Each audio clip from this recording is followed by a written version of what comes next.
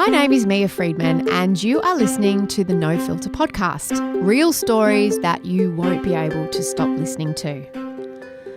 For the first 37 years of her life, Liz Ellis never even planned on having kids.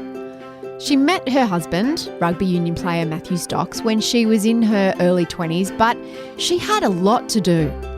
Liz studied law, practiced law, thought about becoming a partner in her law firm, but then decided she wanted to be the captain of the Australian Netball team. So that's what she did. She represented Australia in netball and she captained the Diamonds. She won 2 Commonwealth Games gold medals, 3 World Championships and 4 National League titles. And she also launched her own ladies startup, a chain of netball coaching clinics for girls all over Australia. Eventually, after she retired from netball in her 30s, Liz did have a baby, pretty much on her first try. And after her daughter Evelyn was born, Liz knew instantly that she wanted to go again. And this is where things went pear-shaped. Liz Ellis crash-landed on the planet of infertility after she had her first miscarriage. Secondary infertility is a weird one. That's what they call it when you've had one baby without much trouble, but then you try to have another one and things don't work. I've been there myself and it's really hard and strange because you've already got one baby. So medically you should be able to have another one. There's no reason why not, except you can't. And you can also feel a bit sort of, greedy. Surely you have no right to complain about infertility when you already have a child, right? But like everything to do with reproduction and motherhood, it can be really complicated. Physically, mentally and emotionally, and also hormonally and financially. Liz has been living this for the last few years, and that's why she's written a book called If at First You Don't Conceive, which is partly about her own experience and the experience of other women, but it's really a guidebook that's designed to help other women who are experiencing any kind of infertility. Liz is enormous fun to be around. I just wanted to hang out in the podcast studio and laugh with her. She is such a top chick, as you are about to hear. Here's Liz Ellis. Me, Friedman. How are you? I'm tippity tops. How are you? I'm really good. I want to start with the first date you went on with your husband, Matthew. Yes. It was outstanding. Can you describe it for me, please? Well, I'll give you the background first. So we met at kids camp, summer holiday camp. So Were you kids? We weren't kids, no. I waited a little bit longer to meet the man of my dreams. But no, at the University of New England in Armidale, they used to have these summer camps, right? And netball and rugby union were always on at the same time. And they were teenagers that would turn up to these camps. So I met my husband while we were patrolling at night to try and get the kids to stop fraternising. And the first time I met him, I thought he was cute, but I thought, he's a footy player. I'm halfway through my scholarship at the AIS in Canberra. That's all. So he gave me his phone number and I lost it. I threw it out when I got home and didn't think of him for a year. And then I went back 12 months later and there we were patrolling again, trying to keep the kids apart. This time that all got too hard and eventually he and I started to fraternise and I like the euphemism fraternise. Yes. Well, there wasn't too much going on because we were trying to coach through the day. And so I gave him my number. I thought he was actually, he's quite nice, chatted away. So we came back to Sydney and we were going to go out on a date. And he said... How old were you both? I was 20 and he was 26, 25. So he had just come back from playing rugby union overseas, didn't have any money to his name. And I was at university. So, and I thought, this would be interesting to see what sort of first date, he pulls out. So he rings me and he says, and I still wasn't sure about him. And he said, can you meet me at Circular Quay? Now, I lived with my parents at Windsor at the time. So that's a significant train trip to undertake. And I thought, okay. So I met him at Circular Quay. We got in a cab. We went around to Rose Bay. He said, let's get out and go for a walk. And this is where I started to think, this is not going well. We've got a cab to Rose Bay to go for a walk. Looking at my watch, I wonder how soon I can pull the pin and just get on the train to take the long trip back to Windsor. And then about 10 minutes, he said, okay, it's time now. And we walked down onto the wharves at Rose Bay where there was a seaplane waiting for us. And suddenly I changed my attitude. massively. A seaplane on your first date. A seaplane, right? So we flew up to Cottage Point in Brow Waters, had a beautiful lunch. He knew that he liked me. He told me this later straight away because I ate as much as he did. He was like, any chick who can go mouthful to mouthful with me is my sort of girl. And then we flew back and we got a water taxi back to Manly where he lived. And obviously there was an hour and a half drive back to Windsor to get me home, and it was later in the evening, so I didn't want to get the train home. So he went and borrowed his mate's ute, which brought me back down to earth. So seaplane to the date, on the way home in a ute full of B&S stickers on the back of it. And we walked out the door and his mate, Horse, because of course your mate who has a ute is called Horse. Horse goes, "Good luck, mate. It goes like the clappers on the freeway." And so he took me home. At least he wasn't talking about you. I know, this is true. Well, he didn't know that actually is a pretty good way to describe me. But anyway, so we got home and he dropped me off, and my parents were like, "Where'd you go?" And I told them, they were like, No, Liz, a seaplane is a plane that flies in the air. I'm like, no, I went on a plane today to a date, and they wouldn't believe me. Anyway, lucky Matthew had invested so much in the first date, because on the second date I met him again and he had joggers and jeans on, and I was like, oh, that's not good. But his first date was so good Jerry that I was Seinfeld. Yes, I was, and he'd just come back from the States and his favourite show was Seinfeld. But because the first date was so good, I was willing to overlook that fashion faux pas on the second date. I've scrubbed him up since. And you've been together ever since? Ever since. So we've been together now for 25 years. When you met him, were you already a professional netball player? And what does that actually even mean? Well, now it means you get paid a wage, and a good wage. The best players are earning a significant amount of money, and good on them. But when I met him, I had just broken into the Australian squad. I was still a year or two away from the Australian team. But I was certainly on my way up. And he was playing rugby at the time, so he was trying to break his way into – he was playing first grade, trying to play for the Waratahs, which he eventually did before he got injured. So we're both sort of at the start of our respective sporting careers. How'd you get into netball? By accident almost. So my mum played. She was actually quite a good player. She played a match against New Zealand for Hawkesbury, for Windsor where I live. So New Zealand were touring and they wanted some warm-up matches. So mum has this program of her photo next to the Silver Ferns, which is really cool. So she played when we were little, and we used to go and watch her play. And I like watching her play, but we only ever watched rugby league on television. So I'd yell out, "Tackle her, Mum, tackle her," not understanding that you couldn't. Perhaps that's why I played netball the way I did. But a little bit aggressively. A little bit aggressive, few elbows in. Anyway, Mum, one of Mum's friends, Sheila, and this was a great thing to learn early, is that you don't take no for an answer. So Sheila rang Mum and said, I'm putting together the Green Hills under-8s team. Does Liz want to play? Mum said, nah, she won't like netball. She's a bookworm. She's not particularly coordinated. I don't think it's her gig.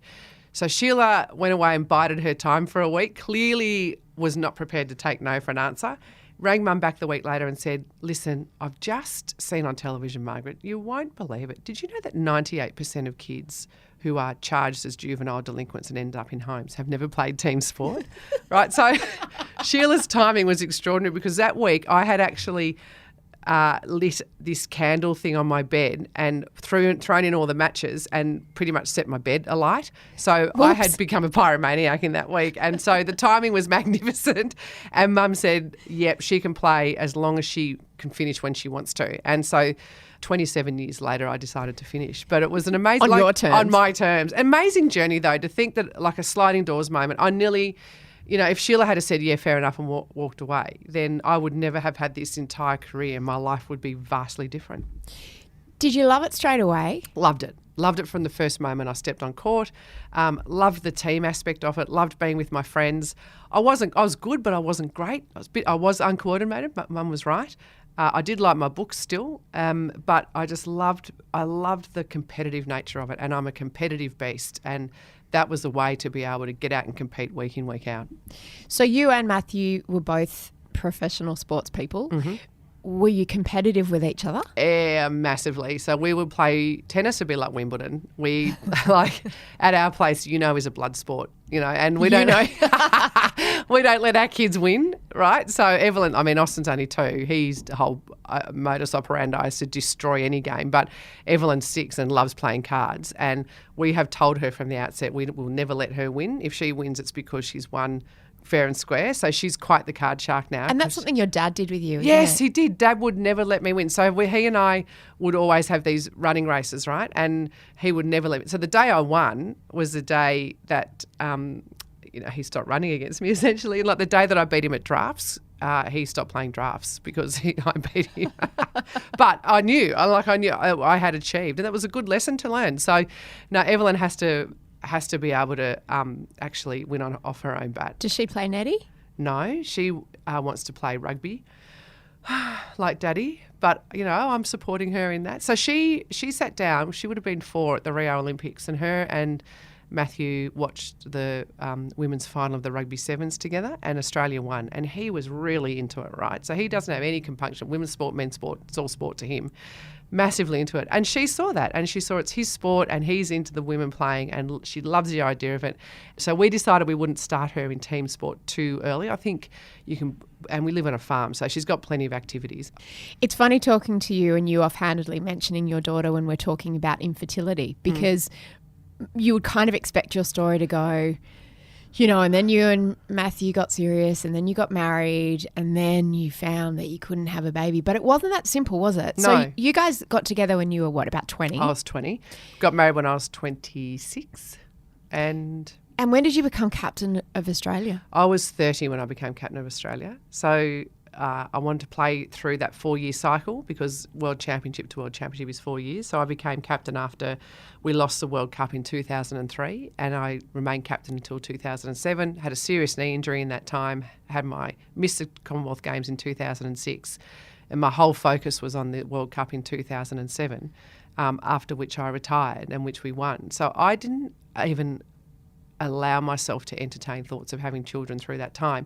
And it was never a big thing for us, I was never desperate to become a mum. And we talked about the fact that one day we might have kids, but it was never a pressing concern for me. So I didn't do anything about preserving my fertility. I didn't try and freeze any eggs, or I could have frozen embryos. I had my sperm donor. I found him when I was 20, and I married him, which is great. But it never occurred to us to do anything like that. We always thought, look, if we have kids, we have kids. If we don't, we don't.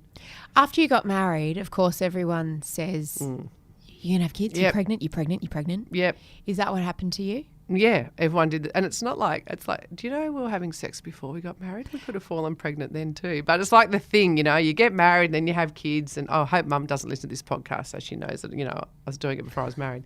But, and so the armour that you put on is, we're never having kids. So, I can't tell you how hard my teammates have laughed about me writing a book about wanting to have a baby, about infertility. Because but did you mean it, or was it just a way to get people to stop asking you? Just a way. A little bit of me meant it, and I was quite comfortable with the fact that if I never had kids, that would be cool. I would just have this nice life with my hot husband, because I married up, with my hot husband, and we would go to restaurants and drink fabulous wine and eat great food and travel and do whatever we wanted to do. But a little part of me always thought, well, we might try. But I didn't want to even divulge that sort of information, because then that opens a crack. Well, when are you going to try it? When are you going to try it? It's like, I don't want to know. One of the women I spoke to through the course of this book, she had a great quote, which was, a uterus is never an acceptable thing to ask a woman about. It's never acceptable to ask a woman about the state of her uterus. And I thought, that's actually quite fair. Did people try to talk you into having kids? Yep. Yeah, people will be like, oh, you guys would be such great parents. They're right, but actually, no, I'm a crap mother. My parenting style is benign neglect, and that seems to be working. I don't tell that to the nurses, though, when we have to go to hospital. But, the people would say, you guys would be great parents, you'll be this, you'll be that. And we used to think, oh, that's just such a load of crap. Those guys are trying to suck us into their life of no sleep and all anxiety when we've got this great life. So we used to just laugh and be like, nah, we are not doing that. Until we did. When did netball get really serious? Because you were also a lawyer, weren't you? Yeah, I was. Just on the side. Just for something to do. Yeah, I was a lawyer. I was a solicitor for nearly 5 years. I practiced in property and infrastructure, which was pretty much as boring as it sounds. Loved the people I worked with. Didn't does like sound the work. a little bit boring. Yeah, it does. Property and infrastructure. I drafted contracts to build railways and ports. But I didn't mind it because there was something at the end of it. Whereas if I was a litigator, there's a court case at the end of it which didn't really spin did my you want to wheels. become a lawyer because you watched LA Law? No, do you know what? I read a book about it and it sounded really glamorous, and then I got to work and went, the lawyers aren't glamorous. We work too hard. Our PAs are glamorous. They always look really fabulous and they work in the city and live this great life. But no. Were you ambitious as a lawyer? Yeah. Well, you're competitive, so I imagine you exactly. were. Yeah, so a heap of us started together and I wanted to be made partner, and a couple of the people that I started with eventually became partner. But it soon became obvious to me that there's certain careers that don't go together, and wanting to be partner and wanting to be captain of the Australian Netball team, there's not a lot of overlap there. And so when I was working, I was trying to do 12-hour days. So I'd try and be in the office by 6 so that I could leave at 6 to get to training. And in order to be at the office by 6, I had to get up at 4:30 to do a session before I went to the office. What kind of a session? Like a gym session. You know, there's 24-hour gyms that you can do. You can go and lift your weights before work. Oh, man. I know. That's dedication. And do you know what? It just was what I thought that I could do. And I just hit a point about 4 or 5 years into it. We were sitting in barristers' chambers briefing a barrister about a potential court case around a railway that one of our clients had built. And he was really enthusiastic about the placement of this comma, right? He goes, the comma's here, which is great for us. If it was there, it would be really bad. And I just thought, I didn't even see the comma. And I realised my law career finished over a comma. But I realised that I didn't have the same passion for the law that I had for my netball career. Like, I would dot every I and cross every T in my training and my preparation, but I wasn't prepared to do the same for my legal career. And I knew that was something that I had to let go. But it was hard. You do all that study, you do 6 years of university for me, you do 6 months of school of law to understand all the machinations and the logistics around being a solicitor. And then suddenly I let it go. And my parents really struggled with it. They had left school in year 8 and year 9. They wanted my sister and I to get an education and to have a better life than they did, and not have to do menial jobs. And my dad in particular was really gutted. He was like, you're leaving such a good job. But I was leaving to go to pursue my dream and to pursue my passion. And I knew that I had to actually we weren't getting paid at that time, right? So I was getting paid at that time I was getting paid $1,500 per annum to play netball. $1,500 a year? A year, plus strapping tape. Don't forget. Free strapping tape? Only 15 rolls of strapping tape. It's not a strapping tape tap, you know. What do you do with strapping tape? What do you strap? You are such a non-athlete, aren't you? No, can you tell? I can. When you're a netballer, you use strapping tape to strap your ankles so that you don't roll your ankles. Right. You strap fingers up if they're broken or anything like that. Yeah, because you wouldn't want to. Yeah, so Right. So I used a lot of strapping tape. When I finished, that sum had actually increased to $6,000 or $8,000 a year in my last year. Pretty generous. I know. I was rolling in it. That doesn't even cover my visa bill for the month. I have very expensive tastes. And so, how do you make that decision?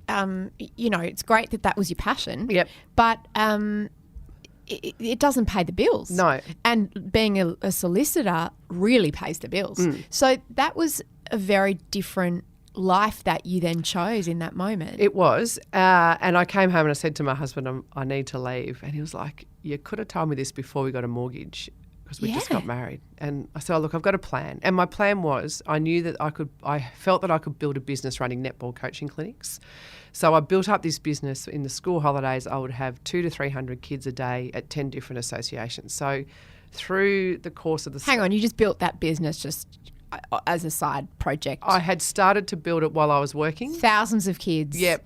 Every school holidays. Yeah. So but when I was working, I didn't, it was just something that I was doing. I actually started in university and I'd coach maybe 20 or 30 kids for a day. But I thought there was an opportunity to scale it up. And so I left the law and I thought, I'm going to scale this up. I'm smart enough to do it. Because netball being the number one sport in Australia. There's so many participants and there's so many parents who need their kids looked after during the course of the day. Yes. So I scaled it up massively and I would coach sort of 20 to 40,000 kids through the course of the year. 2,000 to 4,000 kids, I should say, through the course of every year. So by the end of my, I stopped doing my clinics en masse a couple of years ago after my kids were born, because I wanted to spend school holidays with them when Evelyn started school. But I reckon I'd probably coached a couple of 100,000 kids through the course of that 20 years. So I built it up and it became a way for me to earn a pretty good living. And then I discovered that I actually had a skill for talking, which was something that I used to get in trouble for in class, but it held me in good stead for maybe the start of a media career. So I started to do that.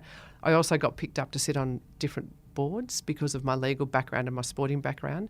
So I was able to cobble together a way to pay the bills, which actually allowed me to train all I wanted, to use my brain. I didn't want to actually be just doing netball all the time, and there were other things that I could do. So it actually ended up, and it's really, I sort of thought I could always go back to law. So that was nearly 20 years ago, and I haven't had to go back to the law yet. Because another one of my favourite Liz's, Liz Gilbert, talks about it being so important to know the difference between a hobby, a job, a career and a vocation. Yeah, right. Or a passion. Yep. And how your passion or your vocation isn't necessarily going to be what pays your bills. So you might have a job that doesn't fill your soul with joy, but it enables you to work full time and pursue your passion. Yep. So they don't all have to be the same thing. They don't. And I often say this. And for female athletes, they can't be. Exactly. And until recently, it couldn't be. But I say this to young players who are coming through. You actually have to, and to, I speak to, you speak to people a bit. And I say this also to lawyers that I speak to. It's all very well for me to say pursue your passion, right? But if your passion doesn't pay the bills, then you have to think about how you do it. But the reason that I can do what I do is because I spent years doing the hard yards. You still need to spend... Like I spent 5 years doing the hard yards as a lawyer, so that when I walked away from the law, I was still capable of going and sitting on boards and being able to bring my experience in that regard to the board level, right? It's all very well for me to be able to talk and be remotely entertaining and to be able to turn up on television. But to get to that point, I had to do 20 years of the hard yards to become the best goalkeeper in the world, right? Unfortunately, it's just a fact of the matter that the media landscape is such that if you're a woman and you're an athlete and you want to have a career in the media, you actually have to have it underpinned by something. You can't just go, I played a few games for the Swifts, give me a microphone. No matter how entertaining you are, it actually doesn't give you the oomph. So, do you think it does for men? Oh, I think it's a bit different for men. And like you look to something like the rugby league or the AFL, if you can play a little bit but you've got this great personality, then you can parlay that into a media career.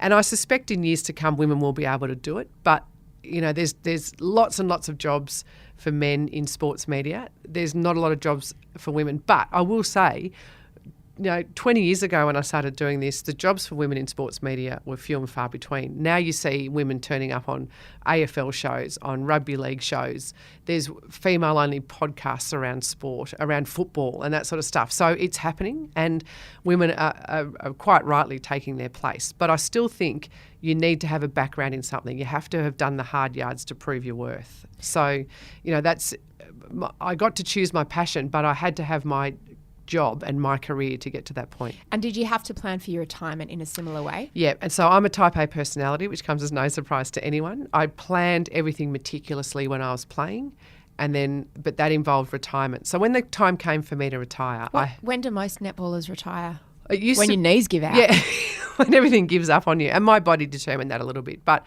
for me, it was mental. So a lot of the girls used to finish at sort of quite young, 26, 28, 30, because they wanted to pursue careers. I hadn't earned any money. They'd put all their earning potential on hold and just scrape by in jobs that allowed them to train. And they got to the point they thought, I need to buy a house, I want to start a family.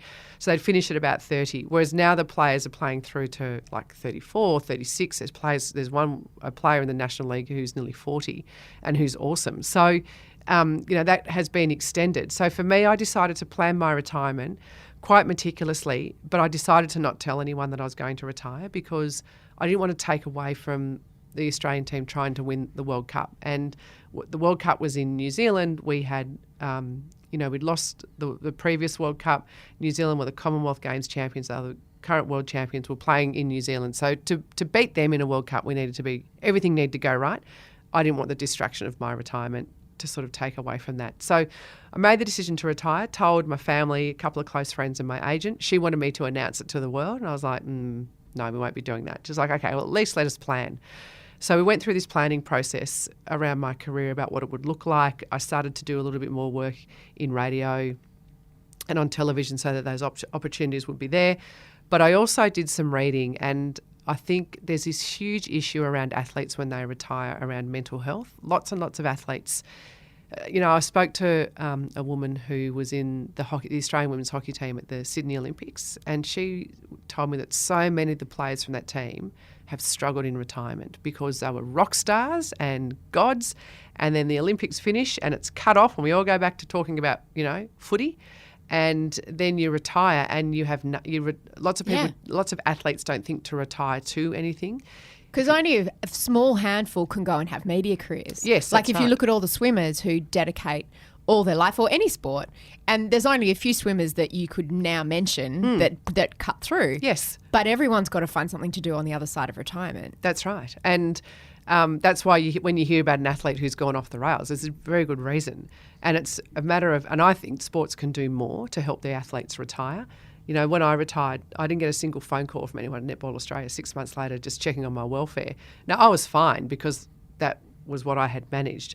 Things are different now. They've got a welfare officer who actually helps girls transition into that. So for me, I was able to transition, and I did it physically as well, right? So I decided to train down. So if you finish your sport and you have your World Cup and then you stop training, you cut off all those great endorphins that exercise And I gives imagine you. your body changes hugely as well, which can be confronting. It does, and I didn't want to do that. So I basically just had a 6 months program mapped out for me where I could just train a little bit less every week, to the point where I got going from an athlete's training schedule to just a normal person's exercise schedule. So it wasn't like I fell off a cliff. I just went down a gradual hill. So I still kept things going and I was happy. So that to me was so important, and that typifies how I approach everything. I plan meticulously. And was there any blueprint at the time for women staying in the sport and having babies? I saw a great photo last week of a hockey player in Canada, and at halftime in her game, she pulled her uniform down and she was breastfeeding her baby. That's extraordinary. Yeah, and it was just the most glorious image. And I wondered, are there players who have had children and gone back into competitive sport? Yeah, now there has been. It's interesting. In New Zealand, it used to happen a lot, and I think a lot of family structures, especially for Polynesian families in New Zealand, are such that they're far better at everyone pitching in and helping out. And I played against a lot of girls who'd had kids, and they had a mum or an auntie or sisters who were just all mucking in. Whereas here we tend to raise kids in a silo, which, you know, it's not great, but it is what it is. I can only change one thing at a time. I can't change family structures yet, Mia, but maybe that's for Next the future. book. Yeah, next book. Did you play with any girls who were mums? No, but so what we all used to do was put off all of our all of motherhood, thinking about that until the end, and then you'd retire at 30, and then you'd go madly trying to have your kids, right? But with the current league, the Suncorp Super League, it's been now in place for 2 years.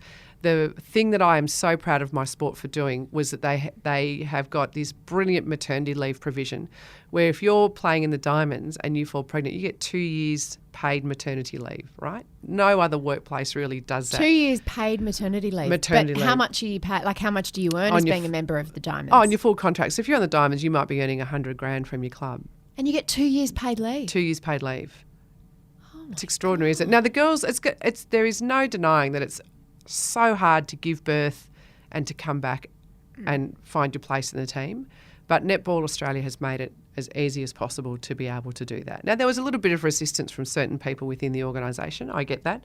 But it hasn't turned out to be... On what basis? They were like, there was one male who apparently said, well, they'll all just be like going on holidays. We're going to pay for their holidays for 2 years. I don't recall any part of the last 6 years of motherhood being a holiday, even on holidays. So, but there's... It's a lot like Bali. Yeah, exactly. Don't tell anyone, though. Keep it a secret. There's a lot of nudity, I guess, but that's about it. You're topless. Not as much there. No. Not nearly. That is true. So, I think the sport has led the way. So now there are 2 women currently in Suncorp Super League who have come back after having kids. Laura Geitz played her first game in the weekend for the Queensland Firebirds with her 14-month-old son, Barney, in the stands. Or actually, no, he's younger than that because she hadn't played for 14 months. I can't do the maths. He might be 5 or 6 months. Anyway, he's beautiful. It hurts my ovaries to look at him. But, she's amazing. She's come back. So it's possible, and now it's happening. And I think that's bloody fantastic.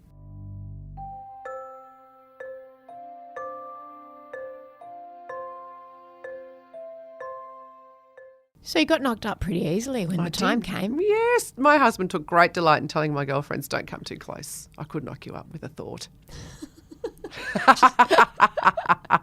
His boys can swim, huh? Oh, mate, he was like, they are so strong they can do all 4 strokes and finish with a pike and still get you pregnant. So you was part of your retirement plan, we're going to try to start having a family? Oh, no. Part of my retirement plan was we're going to go and do some things that we've always wanted to do that we've never been able to do. like travel extensively. So, the day that all my friends went to start back at pre-season training, we left to go to South America on a holiday. So we had that. My father had actually he got diagnosed with lung cancer about 3 weeks after that World Cup. So my immediate focus was to spend as much time with him as I could, and he died about a year later. So I'm sorry. it was really hard at the time, but I'm so grateful that we got that time, and the timing was perfect. If I was still an athlete, I wouldn't have been able to, I guess, focus on being an athlete and focus on spending time with my dad. As it was, I got so much time with him before he passed away, and so we were focused on him. And you've said that you guys look very similar. We are. We do. And, I'm becoming more like him as I get older. In his shed, he used to have his tools in a particular order and he would know if any of us had gone in and borrowed a hammer. Oh, someone's got my hammer. And he used to draw outlines around things so that he'd know what was missing. And you're like that with your spice rack, I aren't am. you? I have my spice rack in alphabetical order, and I get anxious about, do you put ground cinnamon before cinnamon, or do you put it after cinnamon? That's a very good question. And you've also said that you look like he would have looked in drag. Yeah, if he put a dress on and grew long hair and wore sparkly earrings, he'd look like me. And it's funny, isn't it? I often say to my husband, did you find my dad attractive? Which is a weird question, isn't it? But it's funny. I don't think there's a correct answer to that. No, I don't think there is. And then my grandmother, I saw a photo of her recently, and she was in her 70s in this photo, or 60s in this photo, and she looks like my dad in drag. Like, all three of us look really similar. It's really weird. So, and I was close to him, as a family. Mum and Dad took my sister and I out of school for a year in primary school, and we travelled around Australia. So we were incredibly close as a family unit. So to have that time with him after I retired was just so great. So there was that. We were focusing on travelling, doing great things together that we wanted to do. We had some really awesome holidays. And then I was about 37, and we thought, we probably should do something about this if we're going to do anything about it. And we were so relaxed about it. And you got knocked up straight away? Straight away. So we were on this European holiday. Towards the end, we were drinking sangria in Barcelona, and we had this really big night. And we just started to talk about the future, and we decided that we were going to sell in Sydney and move to a farm up near Byron Bay. And we were laughing, and I said, we probably need some free labour, don't we, on the farm? Let's have some kids. What I'm fast discovering is that they're not such free labour. Actually, they're not even labour. No, they make more labour. They do, yes. And but we thought, let's do it. And I think because we were so relaxed about it, we fell pregnant straight away. So when was the first moment that it occurred to you that it wasn't quite as easy as it had been the first time? So when we had Evelyn, we went back to the obstetrician when she was about 6 weeks old, and he said, look, you're 38 now. If you want any more kids, you need to get back on the horse straight away. So start straight away. I was like, yeah, rightio. The moment she was born, I had totally switched from being ambivalent about having kids to going, oh my God, I love you. Before we left the hospital, I was talking about the second. So I was like, horse. I want to get back on this horse. It's a bit tough in the first weeks, but I was keen. Get back on it gently. Yeah. Using a very Look, we're both crossing our legs and cringing a little bit, aren't we, at the memory? No, it's tender. That first time, oh goodness. Oh man, it's like the first time. Yeah, it is like the first time. You're like, oh. Anyway, so we fell pregnant really quickly. At again, 8 months pregnant. So Evelyn was 8 months old. I was pregnant again. Boom. I thought, this is so easy. We're going to punch out like 3 or 4 kids. Yeah. So I had to start to get thinking, we're going to have 3 kids, right? Maybe 4. Who cares? We'll just punch them out as often as we can.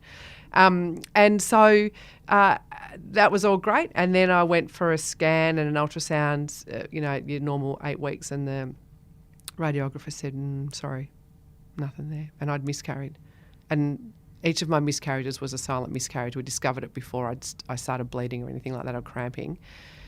So, I had to have a D&C, and I thought, okay, well, that's okay. Like, it's sad, but I'll fall pregnant really quickly. We'll just go again. And then 6 months later, nothing had happened. And that's when I thought there's a problem. And that's when my whole engagement with the infertility industry really began. You call it an industry.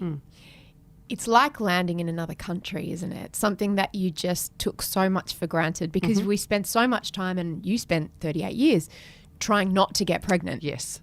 That you just assume that, like, it is as easy as getting pregnant with a thought. Yep. And that the minute you want to do it, of course you'll get pregnant. Bam, you'll get pregnant. Yeah. And you spend so much of your education at school learning how to not get pregnant. And I'm staggered at what we don't know about our bodies. For example, I was worried when we were doing IVF that my embryos would fall out when they were put in, right? What's to stop them fall out? Because I had looked at the drawings and your uterus in drawings looks like a balloon. I'm like, what stops it just floating around in there? Why doesn't it fall out? And when I was researching the book, I thought, that's a question I'll ask someone. And I found this woman who wanted to remain anonymous, but she worked in a lab in one of the big IVF places, and she's fantastic. And I spoke to her and she goes, it's not a balloon. Your uterus is like a jam sandwich. So there's the sides of your uterus are like the bread, and then the inside is jam, and the embryo, and it's still. I'm like, oh my God, I'm 43 years old and I did not know that. I just learnt that too. There you go. And you've punched out kids, like your uterus works, but you don't understand it, right? So there's all this stuff, and so you think it's like you think you know how to get pregnant and how to have babies and la la la, but then when you can't, that's when the learning begins. But you're so right. It's like in another country that the language is foreign, all of the abbreviations do your head in. You don't know who to trust, what website to trust, what information to trust. There's no map. I'm a planner. I like to know what comes next. I used to love getting my yearly sort of program at the start of every year when I was playing, and here's your periodisation, and here's your competition, none of that. What's periodisation? So when you get your period? No. Here's when you'll be getting your period. All the interviews in 2012. All the interviews I've done about the book, you're the first person that's asked that question. No, okay. So periodisation is the period that your training is broken into. So it has nothing to do with your monthly cycle, but it's all about the first part of your training is endurance. So you build your endurance base, and then you build your strength base and your speed base, and then you have your taper. That's it's not anywhere near as exciting. Does as your getting period have any impact when you're a professional athlete? Do you have to try to control it so that it comes at certain times, or do you try to skip it, or what do you do? Some girls do. I don't know how much information you want me to go into. I'll give you all the information. I've always had really light flows, right? And so I just never it's not a problem, not an issue. But there is some reason. Whereas some girls I know, because of PCOS or endometriosis or really bad period pains, they would control it by not getting their periods at all. So because they just didn't want to be bothered, and I totally got that. So we all had different needs, and they were all, we had a doctor who travelled with us, so that could all be taken care of. But there is a little bit of evidence around now that at certain times of the month when you release hormones to soften things in case things happen, that actually can lead to things like knee injuries. So there's a little bit more awareness about that now, about controlling female athletes' cycles so they're not so prone to injury. That's fascinating. It is interesting, isn't it? Yeah. So you land on the planet of infertility. And at what point did it even occur to you that you could have one child and then be infertile? Oh, look, it just dawned on me one day. We went to our first, went to the GP when we couldn't conceive after 6 months, and she sent us to a specialist who started talking about secondary infertility, which I had never heard of. And I was like, right, okay. Oh, we've got secondary infertility. And you don't even think about it. And then suddenly you've got this diagnosis, but it's not really a diagnosis because secondary infertility is so stupid. All your tubes work, everything's good, you've punched out your kid and now nothing's working. But it's incredibly common. It happens so often, but you simply don't hear about it. And people don't talk about it, I think, because you don't want to be judged by people going, why are you spending all this money to bring, you've got a perfect human being, you've got a kid, and so you don't want to be insensitive to women and men and couples who can't have children at all. So you don't want to put it out there in case you hurt someone's feelings. So it's such a minefield. So lucky. Yes, so lucky. And I understand the pain. Well, I don't understand. I can't understand the pain that people who never get the child that they so desperately want, what that must be like. So you don't want to project yourself out there as being infertile when you've got a kid. So that was hard. And you don't want to tell everyone you're going through fertility treatment because then, people ask you all the time, how's it going? Well, I've got nothing to show for it. So the first thing we did was we took fertility drugs. I fell pregnant really quickly. Second cycle of fertility drugs, boom, pregnant. I thought, okay, that's cool. What drugs were they? Clomid? Yes, Clomid. Miscarried again. Back on that horse, so 6 more months of fertility drugs, nothing happened, and so we thought, right. Oh, and we also went to see a naturopath as well. I think after we finished with the fertility drugs and did 6 months with a naturopath, we felt great. Our hair was really shiny, our nails were really strong, but nothing happened. Still not pregnant. And I swallowed a lot of stuff that really Like tasted bin bad. juice. Yeah, like sump oil, like whoa. But we did it, and still nothing happened. And then we thought, right, we'll go to IVF, and I fell pregnant second round of IVF, and this time I thought, right, third time lucky. Like you tell yourself all this stuff that actually has no medical basis at all. But then we went to our scan, and there was a heartbeat, really exciting. 4 weeks later, we go back for a scan with my obstetrician, and he said, yeah, those words. He said them go from joking to their face drops, and then he said, I'm really sorry, I can't find a heartbeat. And I was like, there was one there a couple of weeks ago, there's got to be one there. He said, look, I'm not usually wrong about this, but he was attached to a hospital, and he said, we'll send you downstairs. And so we spent an hour and a half waiting in this very crowded room for a scan, and the radiographer just looked at me and said the same thing. I'm really sorry, there's no heartbeat.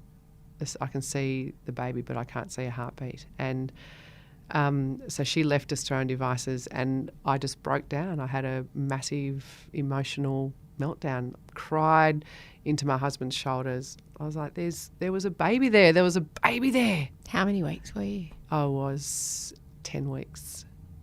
So, we start to talk about names, and the worst thing you can do is develop hope around it, because when you miscarry, all that hope gets shattered, and that's what hurts. And it was awful. It was the worst. And I spent months beating myself up about it. There's nothing quite as lonely as being in that ultrasound room with the picture of your baby up on the screen, and your stomach protruding, and there being no heartbeat. Nothing. It's funny that I'm interviewing you today, because I lost a baby halfway through my pregnancy, and today she would have turned 18. Oh, wow. And I'm in that ultrasound room. When you say that, I'm there. I can remember everything about it. And I also was just sobbing into my husband's shoulder. Yep.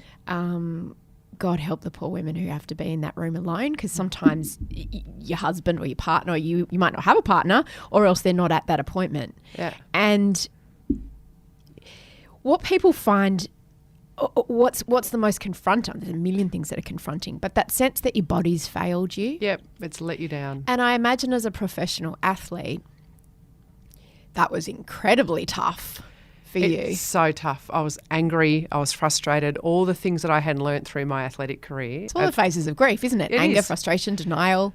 Totally. Denial's amazing. Yeah. You think to yourself, maybe I'll go back and the baby will still be there. Yeah. And, I had to have another D&C. And I was like, you think to yourself as you're going, oh, maybe I shouldn't be having this. Maybe, just maybe, I just kept maybe. thinking I could feel the baby kicking Yep. afterwards. It's amazing, isn't it?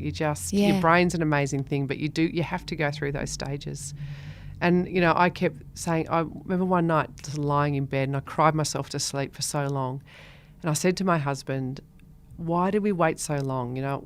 Why? Why did we wait till we were so old? Why? And, he looked at me and he said, we had so much on. I was building my business. You were winning World Cups and winning gold. We made our choices, and we've got a beautiful little girl, but we made our choices. And, he was doing his best to help me, but there was I had to get through it I had to go through those phases. There's nothing that anyone can say to you. No one can. And even if someone's been through it before, my friend Beck Sparrow and I always talk about, she had a little girl, my goddaughter, who was stillborn, and we say you can't pull someone through the grief. All you can do is light little candles along the way to help them sort of see that path and feel less alone. Yep. But there's no shortcuts. You've got to walk it. And there's no language for it. There's no language for the grief of miscarriage. And even, a journalist, Alice Clark, who has an extraordinary story. I've got a little excerpt from an article that she wrote about before miscarriage, even when you go through IVF and you have the embryo transfer and you go to see if it has taken and it hasn't, that's a grieving process as well. But how do you talk about grief for something that actually has never existed? And for someone you've never met. Yes, exactly. And you have no memories of. No.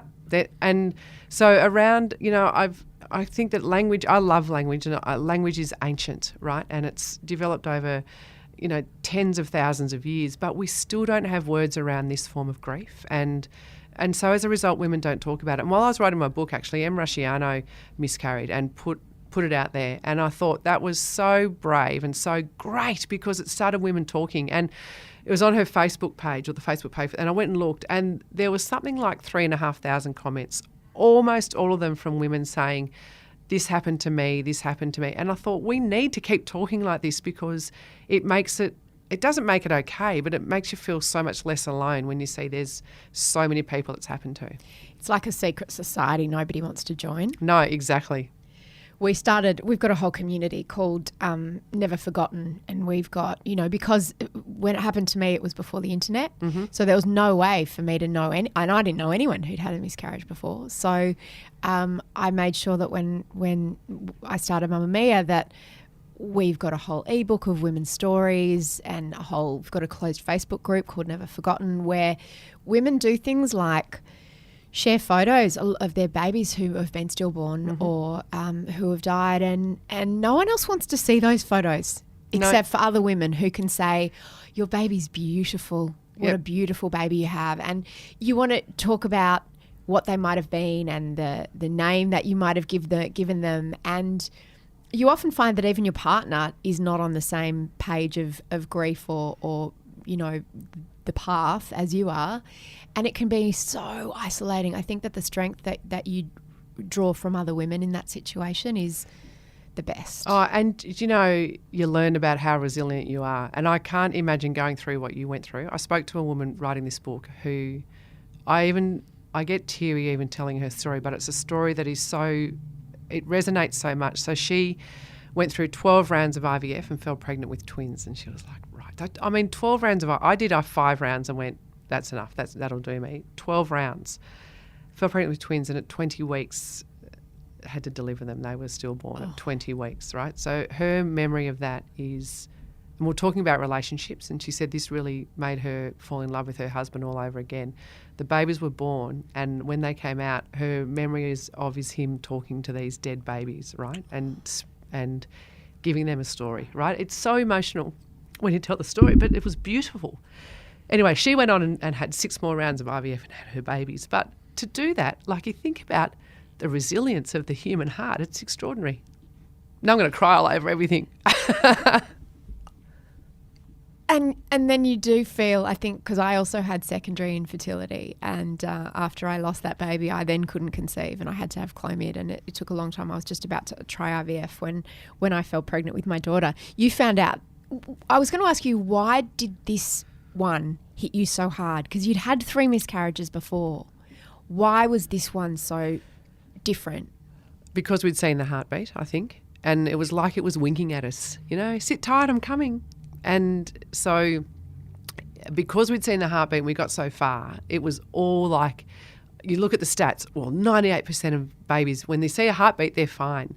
Never occurred to me that we'd fall into that 2% despite my previous history. I love that you were so optimistic. Oh, no. And you know what? It is a human thing to be optimistic. And I'm an optimist anyway. Not for everyone. No. Clearly you don't have anxiety. No, I don't actually.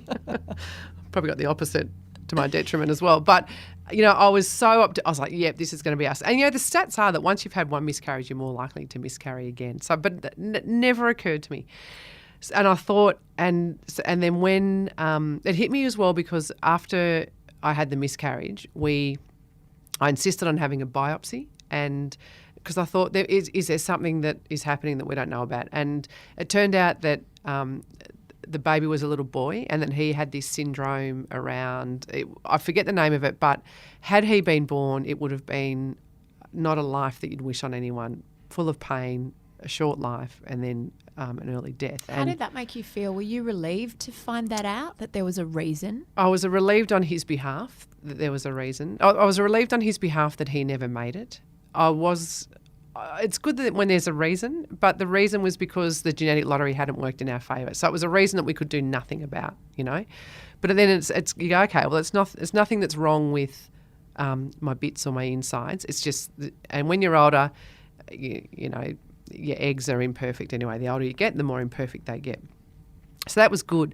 But then I think it hit me hard afterwards, because we got the results of the biopsy back, and suddenly he became even more of a person because we knew his gender, as a little boy. That makes a big difference, doesn't it? It's huge. And so, all the hopes that we had, and we had started to think about names, and, the name that I was always strong on was the name that we eventually gave our son when he was born.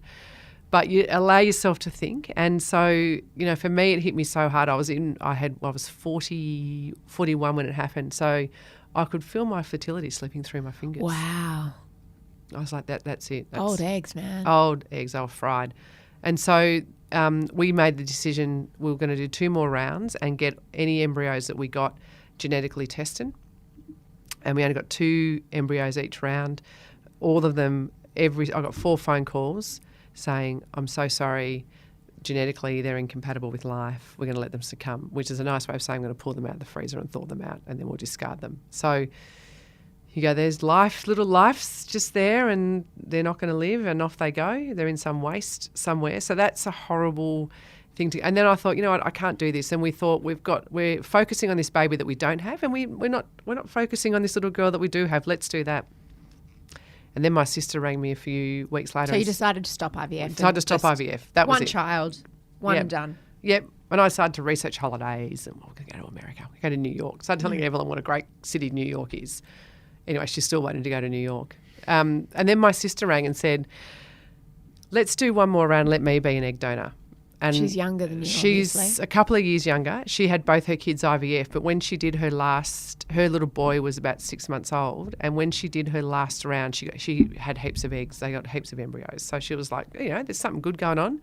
Our kids look like each other. Her little girl is like me, tall and skinny, brunette, loves netball, loves books, right? She's like a mini me, incredibly competitive. My little girl is like my sister. She's horrible in the mornings. It takes a while to get going.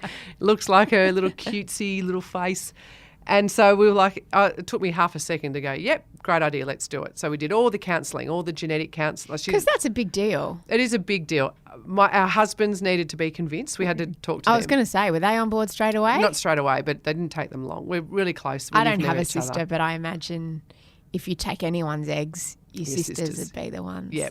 But the counselling was good because they brought up things that were going to come up that we hadn't thought of, just around telling other people what's the story, how do you deal with it. So you've given someone your eggs and then you don't like how they're parenting the results of your eggs. So we had to deal with all that, and that was really good.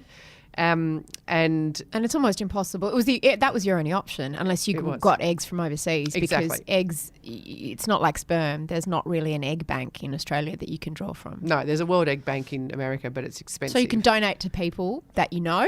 You can with donate. Counselling. Yeah, and you can actually donate anonymously if you wish. But it's a pretty invasive process. Massively invasive. It's easier to donate sperm than it is to donate eggs. Yeah, clearly. I wanted to ask you about that, just going back to IVF and all the fertility treatment that you had. Being treated for infertility when you're a woman is so invasive. It's needles and pain and things up your vag and ultrasounds up your vag. Just all the things and taking things.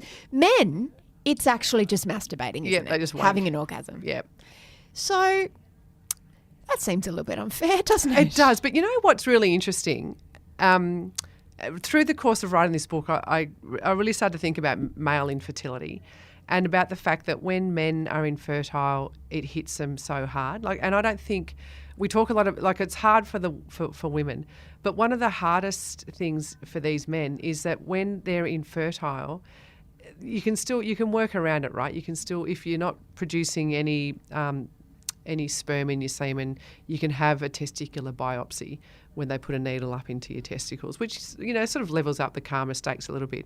But lots of men I spoke to who had done that's that. Not as pleasant as just going into a room with a porno in a jar. That's exactly right. And sometimes a light beer if you're at a flash place. But lots of men, a couple of men I spoke to who had the testicular biopsy, and then their partners had gone through IVF, and there was no infertility issue with their partner. They suffered an immense sense of guilt that they were making. It was their fault that their partner was going through this, and they didn't know how to deal with it or who to turn to, and it put an enormous strain on their relationship. And one man said that he turned to his partner and said, "You need to leave me and not be with someone who's a dud like me." So, we do. I would say that I felt that way as a woman, though. Did you? Yeah, I felt I have one job.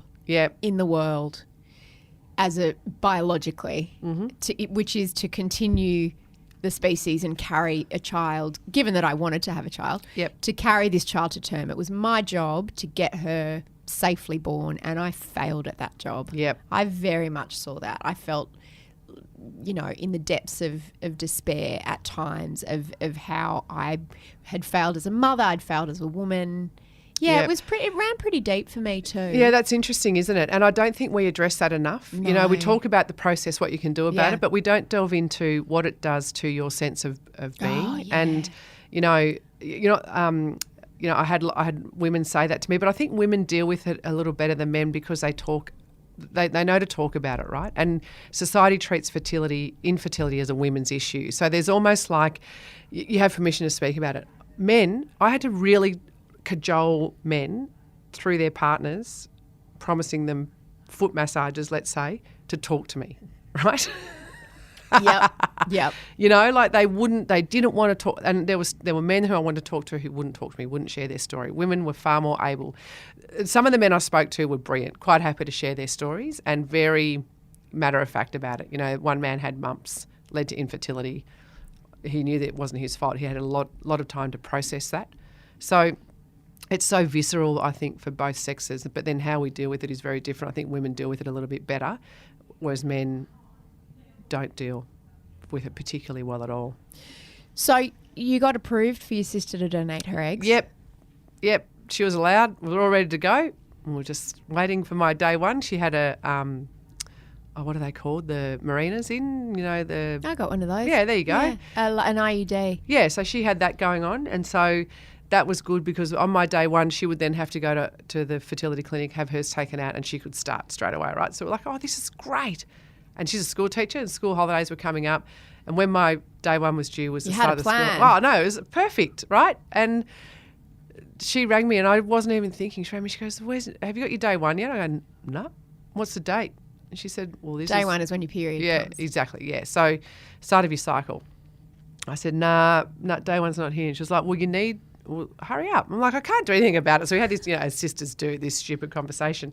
And then a few days later, she rang back. She goes, you need to find out what's happening because school holidays are about to end, blah, blah, blah. Because she's a school teacher. So it had to be all sort of synced up. The window's going to close. Yeah, window's going to. I'm like, oh, okay. Well, I don't know what to do. She goes, we'll start with a pregnancy test. Pregnancy test, 2 pink lines. Oh, my God. Pregnant naturally. I didn't know what to do. And I went to tell my husband and he was like he was working at another farm. He's a farmer. He was working at the other farm and I drove up and he goes, what are you doing here? He thought someone had died because I'd driven to this farm because I would never drive there. And I told him and he was just we were in shock, in this state of shock. But we were both so protective because we knew we'd had 3 miscarriages and I went from being an optimist to suddenly being... Welcome to my world. This isn't going to last. This baby will go the same way as all the others. So I didn't allow myself to get excited. But I told my sister, everyone that I told was so excited except for her because she wanted skin in the game. She was really keen to see she made that mental leap. She was a bit like, oh, what? You don't need my eggs anymore. I'm like, yeah, sorry. That's hilarious. So that was pretty funny. We laugh at that now, but she was a bit bummed. Everyone else was excited. It's like, don't worry, I could still have a miscarriage. Yeah, things could be okay exactly. for you. This could go the same way as all the others. So anyway, it was and so for the next sort of 16 to 20 weeks, I was really just had a wall, went through the process. You look after yourself, but I was like, no, I'm just... You don't connect, do you? And even when we got past the 12 weeks, wouldn't allow myself. And then it wasn't until I felt him kick and I went, yeah, okay, you're here. Oh, wow. And that was when the bonding started.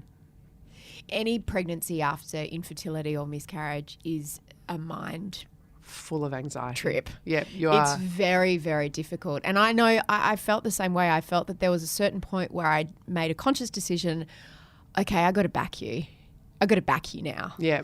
Like I've been detached, but I've now. And it was literally a real shift in how you thought about it. And that's when the bonding process starts. Yep. And, I think it's great when you can bond straight away. But, if you start bonding the week before your baby's born or 2 weeks after your baby's born, it doesn't matter. You're bonding. It doesn't matter when the bonding starts. And my bonding with my little fella kicked in at about halfway through. And then I was there, I was like, yeah. But then you're still anxious, right? You're still anxious about you hear about people having late term miscarriages. And then, I was over 40 and I was like, I had this anxiety about, women over 40, there's a high percentage of miscarriage if you go over. And I'd gone over with Evelyn, but she was fine. Gone over your due date. Over my due date. So past 40 weeks. And so we eventually just induced Austin, I think a week before, plus he was bloody enormous. And I thought, if I'm going to squeeze this massive watermelon out of my vagina, we probably need to get him started now. Because every ultrasound appointment, I would find that in the days leading up to every appointment, I'd want to have ultrasounds constantly. Yes, but in totally. the days leading up to them, I would get more and more anxious because you never have that carefree, oh, we're going to see the baby. Like, because you've lain there before and had the wand and the sad face of the sonographer. Don't you look at their face the whole and they time. chat and you start and you're all joking and then they just don't talk anymore and then they're looking very seriously and intently. And I was never one of those people who could look at the ultrasound and work out what was going on, but you do then tune right into that heartbeat. Yeah. So that those ultrasounds are incredibly stressful right up until the end. Yep, so stressful. And you know, I had placenta previa, and this, again, I had no idea about like your placenta. The first time I didn't have to know. It just was all. So, placenta previa is when your placenta, the opening is a little bit closed over. Yeah, it's over the cervix. To the cervix. The placenta's over the cervix. And so I wanted to give birth naturally, and I was like, okay, I don't care how this kid comes out, natural, Caesar. I really don't give a shit as long as I get this baby. And so I had to have extra scans around that to sort of see what was happening. But even though by this point, you know, the baby was 37 weeks or something that I had this scan, and you know that he could come out now and he would survive, you still have that anxiety. I was like, I just want to get him out. Yeah, you do. So why'd you write the book? Because you're all done. I'm done. I'm dusted. I've got my kids, because I kept every piece of information that I had. And when I got to the end, I looked back and I thought the whole time we were going through this treatment, the fertility treatment, I felt like I was walking blind in a snowstorm and everything that I needed was white, right? How do you find what you need when you can't see? There's no roadmap. Whereas I looked back and I thought there's actually some planning that you can do at the start. You can Because actually, so much of it is about a lack of control, isn't it? total lack of control. And there's so much information out there. Yep. And so I would Google constantly about fertility stuff. And, oh, my God, there's a fertility smoothie. What about royal bee jelly? What about maca powder? Stuff that has no scientific basis. And you're so, oh, my God. And I wanted to sort of provide some reassurance. I thought, I've got this information and I've got an idea that actually there is a roadmap and a strategy that you can approach your fertility treatment with. How stupid is it for it to be in my head? Why don't I write about it? I thought it was a great idea until I actually had to sit down and write. You know, you have to be so careful about writing anything to do with this sort of stuff. And I realised that the more I knew, the more I found out I didn't know. I mean, this book could have been 50,000 pages long because it's a huge industry. So I had to sort of duck and dive a bit and really make some decisions. I got some advice early on, which was to get past my own story. So there are so many fertility stories and so many ways to be infertile and so many outcomes that I had to get past that, and I'm glad I did, because it allowed me then to let other people's stories in, and you see there's a whole multitude. So I wanted to help people see their way through, and the more I spoke to people who had been through that journey and been on that journey, they all said the same thing. They often told me their stories, and they were saying it out loud for the first time to anyone, and it was quite emotional, but they all to a person said, I'm doing this to light the way for the next person that comes along. And in this world, all we hear about is rubbish, horrible things that happen. And to have this months-long conversations with people about them wanting to help people that they don't even know was amazing. And people who had been on the receiving end of donations, and the families that they created because someone they didn't know gave them a beautiful gift of love. You know, at the end of the story, you think this is a love story. It's about what people will do for love, what people will do to love because they love their partner or because they want to give something to somebody and they don't want anything in return. It's phenomenal. So, you know, I had this idea for writing the book, and it changed a lot from when I started to when I finished, because there's just so much. But I still think that if you go into your fertility treatment with a strategy and a plan, you'll come out the other side okay, regardless of the result. When you say regardless of the result, you have an incredible email in here that you sort of reproduced part of from a woman who didn't have a happy ending, because not everybody does. No, and I always thought when I lost my baby, I always thought when I have my future baby in my arms, it will make sense why I went through this, why I went through the infertility, why I went through the pregnancy loss, why I went through this grief. But some women don't get that resolution. no. And not that there's ever closure in grief, but you sort of go, I look at my children now and I go, if that baby had lived, I wouldn't have you guys. But what when that doesn't happen? What when you can't wrap it up in a bow and go, that was a good ending to the story? And interestingly, I'll get to that email in a sec, but I had a really fascinating conversation with a woman who works in television who's really well known, but I won't give her name away. And she was talking about having a miscarriage, and she didn't have any children after her miscarriage. So she had 2 kids, had a miscarriage, and never had any more children. And she still carries, she says she still feels the grief and the pain of that miscarriage is very raw, because if you have a baby afterwards, it's such a salve, right? So the grief and pain from my miscarriages will always be with me, but my baby, my little boy, is such a great salve for that. So, there's 2 outcomes of that as well. And you almost, again, can't talk about that grief because you've got 2 other kids. So what are you whinging about? It's like a wound that never is sutured over. No, never. And when you have a baby, that's a suture, but it leaves a scar, right? That's a really good way to think about it. So, but this woman who I spoke to, I spoke to 2 women who never got their babies, and both of them, and one of them, her marriage had broke down. And this woman who gave me the email, her marriage had broke down after the fertility treatment. And because deciding when to stop, how do you decide? Well, that's a really tough thing, and there's not an answer to that, right? You only know, but I advise people when you go into it, even if it's an hour with your partner, spend some time thinking about when would be a good time to stop. And your brain is able to do that in a much more logical fashion before you get into the emotions of it. When you get into the emotions of fertility treatment, your lizard brain takes over, right? The little primitive part of your brain that is made for flight, fear, and reproduction. I know you can think about the other things starting with F, but we're a family podcast here. So I like the way you just pivoted to reproduction. Yeah, well, I had to. There. Yeah, it took my mind a minute to catch up, but I'm there now. You're caught up. Good. Right. So so when you're in the middle of all this emotional upheaval and fear, and your lizard brain takes over and says, "No, keep going."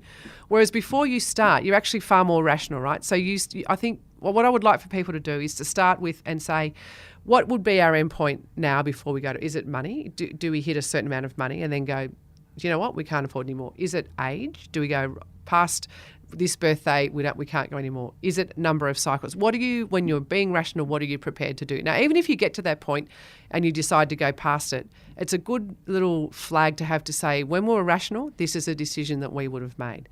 So that's a good way to when to stop. Now, I spoke to one woman who went until she got her baby, and she said, I never wanted to think about when I would stop. But that was a conscious decision. As long as it's a conscious decision about something, you can live with that later. So there is no right way of knowing when to stop, but you can plan for that. The other thing you can plan for, and there is a bit of evidence around to suggest that if you do this, you are much more likely to be successful in your fertility treatment because you're relaxed about it. You should plan for what your life would look like once you get your baby or once you don't get your baby. And if you give some thought before you start to, if I get to the end and there is no baby, what will things look like? Have a short, medium and long-term plan. Perhaps you might get to the end. You say, we're going to spend this amount of money. If we get to the end of that, we have no child, let's go on a holiday. Then I'm going to take up a course of study, or then I'm going to go and volunteer with a charity. So I spoke to a woman, and as you say, Mia, I reproduced her email at the end of the book. She was nothing short of phenomenal. I've never met her. We spoke on the phone. We go by email. She went through fertility treatment. They decided, her and her husband, that was the last one they were going to do, and they got to the end and there was nothing. So she realised that she had to then figure out, what does her legacy look like? And when we think about kids, if you're honest with yourself, your kids are your legacy. They are what you leave when you go.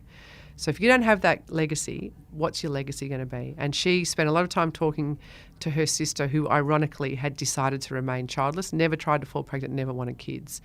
And her sister was like a mentor to her. And she said, if this is you, find yourself a woman who's never had kids and get them to mentor you through. Your mentor, you have a mentor for your job. I actually say in the book, I think you should try and find a buddy or a mentor through your fertility treatment. But when you get to the end, find someone who's never had children and get them to mentor you through the process. So her process really was, what is my legacy? Now, she's decided to volunteer with a charity that works with animals. She loves kids, but she just can't volunteer with kids. And that will be her legacy. And she's, as days go by, she's comfortable at that. Now, she wasn't quite at the end of working through that process, and she wasn't sure she ever would be, but she had a process and she had a plan and she was working towards something. So she was just fantastic to see that she, and she was in the process of saying to her friends, I don't want to be cut off from your kids. I want to be the fun auntie that takes them for the day and fills them full of sugar and hands them back to you to do rainbow-coloured poos and have meltdowns. Exactly, not my issue. So she really was working on a plan. So I think if you come out the other end and you don't have a baby, yes, grieve. Yes, bloody feel sorry for yourself, because you should. Do whatever you need to do, but then have a plan. Have a plan about what next, because you've got to put your foot forward. And when I spoke to this woman, she said to me, I'm telling you this story because I want my story to be a lighthouse. And so I've spoken about her a bit, and I got a message from her the other day saying she thanked me for encouraging her to share her story. And she said, I really just hope it helps someone. And it's going to help lots and lots of women and men who get to this point to know that there are people out there who have got here and they have survived, and they've come out the other side, and there is a process that you can go to that will help you do that. Liz, thank you so much for writing this book, If at First You Don't Conceive, your friendly guide to tackling infertility. You have been a lighthouse in sharing your story, in sharing the stories of other women, and in passing all of this information. This is like the version of a prehistoric campfire where women would sit around and pass information throughout, so it could circulate throughout the tribe and ensure the ongoing survival of the tribe. And that's what you've done in this book. Thank you. Thanks, Maya. Thank you. You can buy Liz's book, If at First You Don't Conceive, at any good bookstore or at apple.co/mamamia. Can I recommend this as a great gift? It can be so lonely when you feel like you're going through infertility and you don't really want to tell anyone. But if you have a sister or a friend or a daughter or someone that's going through infertility, it's just such a great gift to give them and such a big help. No Filter is produced by Eliza Ratliff. I'm Mia Friedman, and I will see you on the homepage at mamamia.com.au.